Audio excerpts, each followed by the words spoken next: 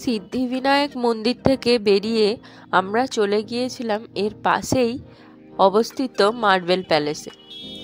Marble palace হচ্ছে কলকাতার বিভিন্ন ধরনের যে সংরক্ষিত জায়গা বা স্মৃতিসৌধগুলি আছে তার মধ্যে একটি। সত্যি খুবই সুন্দর জায়গা। এইখানে যদি আসেন তাহলে অবশ্যই মার্বেল প্যালেস আর সিদ্ধিবিনায়ক মন্দির দুটোই অবশ্যই ঘুরবেন। এরপরে আমরা যখন এর ভেতরে ঢুকলাম তখন দেখছি ছবি তোলা নিষেধ, তবু যতটা পেরেছি ভিডিও করার চেষ্টা করেছি। 1835 সালের বিশাল ধনী বণিক রাজা রাজেন্দ্র মল্লিকের বাড়িটি প্যালেসের মতো তৈরি করা হয়েছিল। এটাই এখন মার্বেল প্যালেস নামে পরিচিত। মার্বেল প্যালেসটি এখনো পর্যন্ত ব্যক্তিগত সম্পত্তি হিসাবে ব্যবহার করা হয়। রাজা রাজেন্দ্র মল্লিকের এখানে এখনো 7th জেনারেশন চলছে। ওনারাই এখানে ব্যক্তিগতভাবে বাস করেন বা ইউজ করেন জায়গাটা। যখন ভেতর দিকে ঢুকলাম দেখলাম রাজা রাজেন্দ্র মল্লিকের নিজস্ব ব্যক্তিগত চিড়িয়াখানা আছে। বিভিন্ন ধরনের সংগ্রহ আছে, যেমন হরিণ, অনেক সুন্দর সুন্দর পাখিও আছে। সব ফটো তোলা যায়নি, সম্ভবও হয়নি, কারণ এখানে বারণ করে দিচ্ছিল বারবার যে ফটো তোলা যাবে না। তারপরে যখন এগিয়ে গেলাম দেখলাম জায়গাটা সত্যিই খুবই সুন্দর। এই মার্বেল প্যালেসে বিভিন্ন ধরনের মার্বেল দিয়ে তৈরি। ভেতরটা এতটাই সুন্দর বলে বোঝানো যাবে না।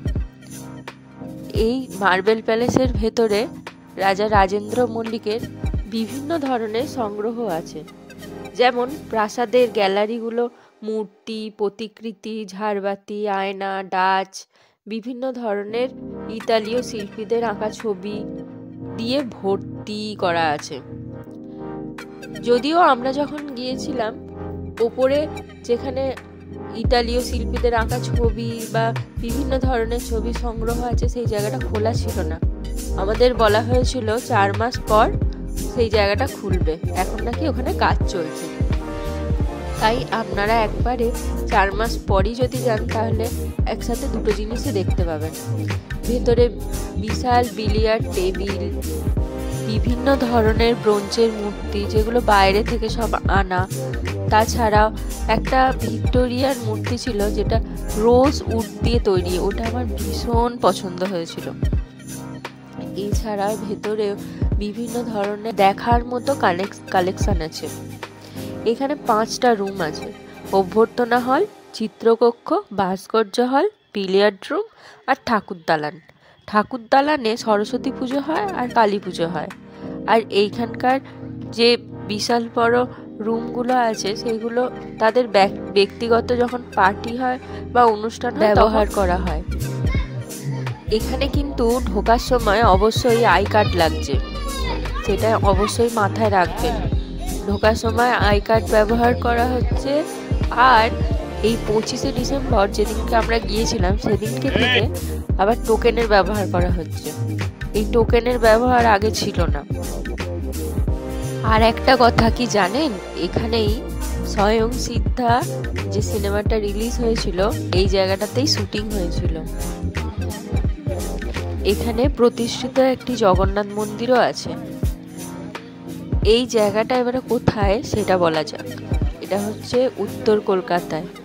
উত্তর কলকাতায় 46 নম্বর মুক্তারাম স্ট্রিটে।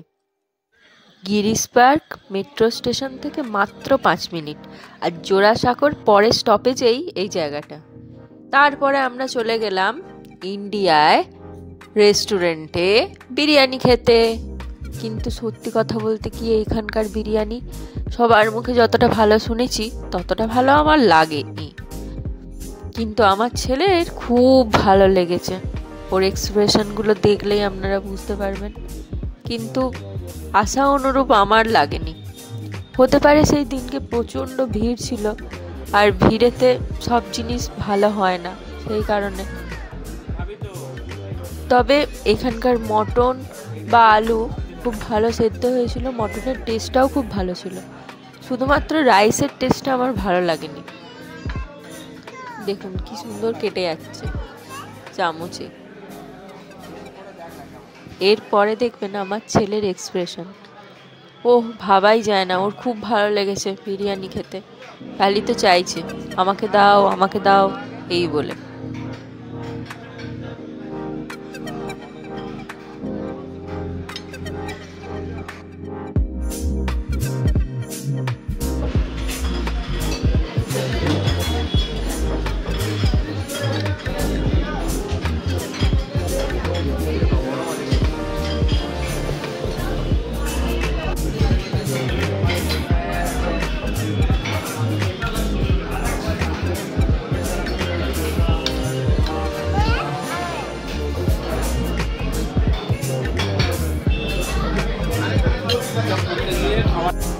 ভালো হয়েছে?